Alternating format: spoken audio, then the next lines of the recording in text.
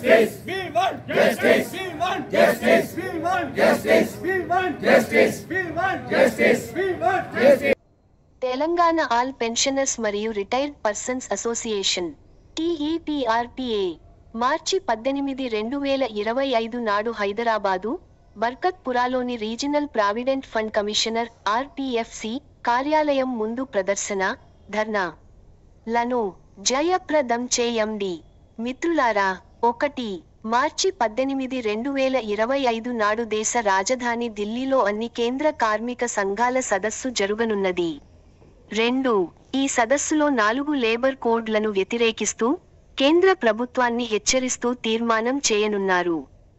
3 అదేవిధంగా EPS పెన్షనర్లకు కనీస పెన్షన్గా నెలకు 9,000 రూపాయలను, ఎప్పటికప్పుడు పెరిగే కరువు భత్యాన్ని చెల్లించాలని, వైద్య సదుపాయాలను కల్పించాలని all India coordination committee of EPS pensioners associations AICC-EPSPA పక్షాన సదస్సులో ఒక వినతి పత్రాన్ని కూడా సమర్పిస్తాము.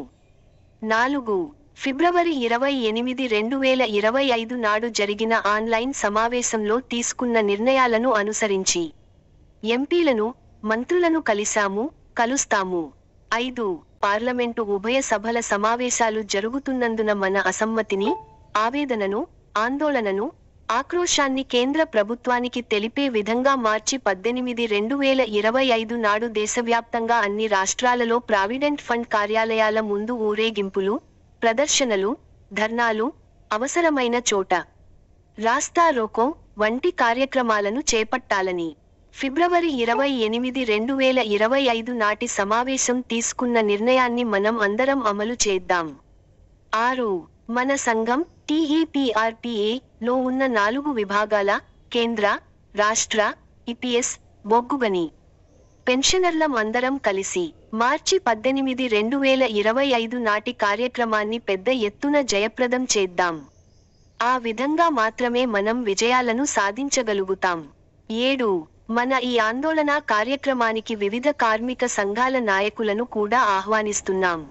8 జిల్లాలలో ఉండే మన నాయకులు కూడా తమ PF కార్యాలయాల ముందు ప్రదర్శనలను నిర్వహించి అధికారులకు విజ్ఞప్తి పత్రాలను ఇవ్వాలని కోరుతున్నాం. 9 ఈ సమాచారాన్ని వీలైనంత ఎక్కువ మంది బాధితులకు, మిత్రులకు పంపించి వందల సంఖ్యలో వారిని కదిలించవలసిందిగా కోరుతున్నాం. 10 మనం గతంలో సాధించిన వాటికి, సాధించబోతున్న వాటికి ఉద్యమాలను కొనసాగించడమే తప్ప మరో మార్గం లేదు. 11 పెన్షనర్ల ఐక్యత వర్ధిల్లాలి.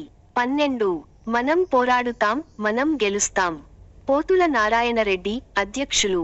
పాలకుర్తి కృష్ణమూర్తి, ప్రధాన కార్యదర్శి TEPRPA, తెలంగాణ రాష్ట్ర కమిటీ.